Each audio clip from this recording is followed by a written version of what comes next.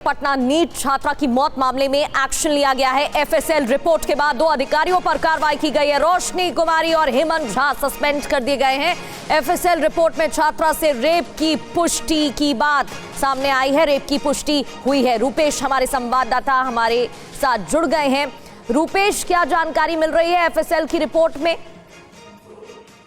ये बिल्कुल एफएसएल ने अपनी रिपोर्ट पटना पुलिस को सौंप दी है और इसी का इंतजार किया जा रहा था कि एफएसएल की रिपोर्ट आ जाए और इसके अलावा जो पटना एम्स को पोस्टमार्टम के लिए दिया गया है उसकी रिपोर्ट भी आ जाए। लेकिन फिलहाल जो एफएसएल की रिपोर्ट आई है उसमें छात्रा के कपड़े पर स्पर्म मिला है, यानी कि इससे साफ जाहिर होता है कि छात्रा के साथ दुष्कर्म हुआ था। एफएसएल की रिपोर्ट आने के बाद पीएमसीएच की जो शुरुआती रिपोर्ट थी जिसमें ये कहा गया था कि can not be ruled out, PMCH की जो पोस्टमार्टम रिपोर्ट थी उसमें साफ लिखा था कि यौन हिंसा से इनकार नहीं किया जा सकता है। तो अब जब यह एफएसएल की जब रिपोर्ट आ गई है तो अब यह सवाल सबसे बड़ा जो पटना पुलिस के सामने और परिजनों के सामने, लोगों के सामने जो पिछले एक पखवाड़े से आंदोलन कर रहे हैं, तो पटना पुलिस ने सबसे पहले कह दिया था कि दुष्कर्म नहीं हुआ है और बगैर पोस्टमार्टम रिपोर्ट का इंतजार किए पटना पुलिस ने ये घोषित कर दिया था कहीं ना कहीं इस पूरे मामले को डेविएट करने के लिए या फिर उस पर पर्दा डालने के लिए। बड़ा सवाल ये है कि छात्रा के साथ दुष्कर्म कहाँ हुआ, पटना में हॉस्टल में हुआ, जहानाबाद में हुआ, दोषी कौन है और दोषी बिल्कुल अब सवाल यही है कि आखिर दोषी कौन है और इतनी बड़ी लापरवाही हुई तो हुई कैसे। बहुत बहुत शुक्रिया आपका जानकारी के लिए।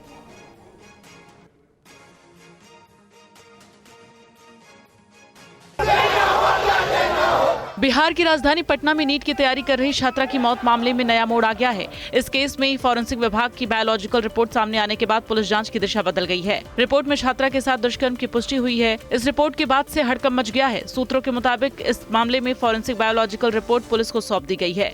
रिपोर्ट में यौन उत्पीड़न की पुष्टि हुई है। बायोलॉजिकल रिपोर्ट में अंडरगारमेंट्स में मेल स्पर्म मिलने की बात कही गई है। इस रिपोर्ट के आने के बाद से पुलिस को सस्पेक्ट को ढूंढना है जिसने छात्रा के साथ गलत किया है। इस मामले में एसआईटी ने अब तक करीब 15 से 17 लोगों से पूछताछ की है, जिसमें हॉस्टल और लड़की के माँ बाप, मामा और भाई भी शामिल हैं। बता दें कि पटना के चित्रगुप्त नगर थाना क्षेत्र में मौजूद शंभू गर्ल्स हॉस्टल में जहानाबाद की नाबालिग लड़की अपने कमरे में बेहोश पाई गई थी, जिसके 3 दिन बाद एक निजी नर्सिंग होम में उसकी मौत हो गई थी। मौत के बाद से सरकार पर लगातार दबाव बढ़ता जा रहा है।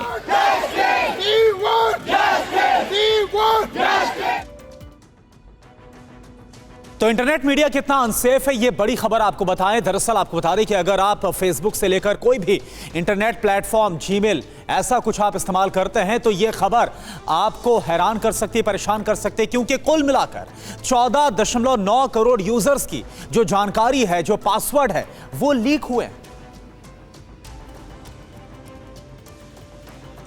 ऑनलाइन दुनिया में एक चौंकाने वाला मामला सामने आया है जिसने करोड़ों इंटरनेट यूजर्स की चिंता बढ़ा दी है। साइबर सिक्योरिटी से जुड़े जेरेमिया फॉलोअर ने दावा किया है कि करीब 14 करोड़ 9 लाख लोगों का यूनिक लॉगिन आईडी और पासवर्ड पूरी तरह से खुला रखा हुआ है, जिससे इस डेटा को कोई भी बड़े आराम से एक्सेस कर सकता है। इस डेटा लीक में कई बड़े social media account, gaming platform, email account, online shopping site शामिल हैं। रिपोर्ट में दावा किया गया है कि सार्वजनिक रूप से उजागर हुए इस डेटा में जीमेल के 4 करोड़ 8 लाख, याहू के 40 लाख, फेसबुक के 1 करोड़ 7 लाख, इंस्टाग्राम पर 65 लाख और नेटफ्लिक्स पर 34 लाख खाते शामिल है।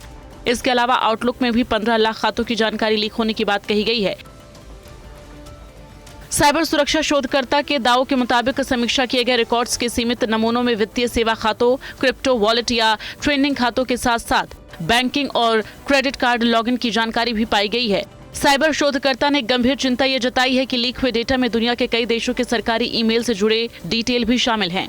फॉलोअर का कहना है कि पासवर्ड बदलने मात्र से आप इस मेलवेयर से सुरक्षित नहीं रह सकते हैं। उनका कहना है कि अगर आपकी डिवाइस में मेलवेयर है तो आपके द्वारा टाइप किया गया कोई भी नया पासवर्ड भी चोरी हो सकता है। अगर आप इससे बचना चाहते हैं, इसके लिए उपाय भी बताए गए हैं। अपने डिवाइस को एंटीवायरस या सिक्योरिटी ऐप से फुल स्कैन करें। किसी फेक लिंक या ऑफर से सावधान रहें। पासवर्ड मैनेजर का इस्तेमाल करें। 2 स्टेप वेरिफिकेशन चालू करें। एक ही पासवर्ड कई जगहों पर इस्तेमाल न करें।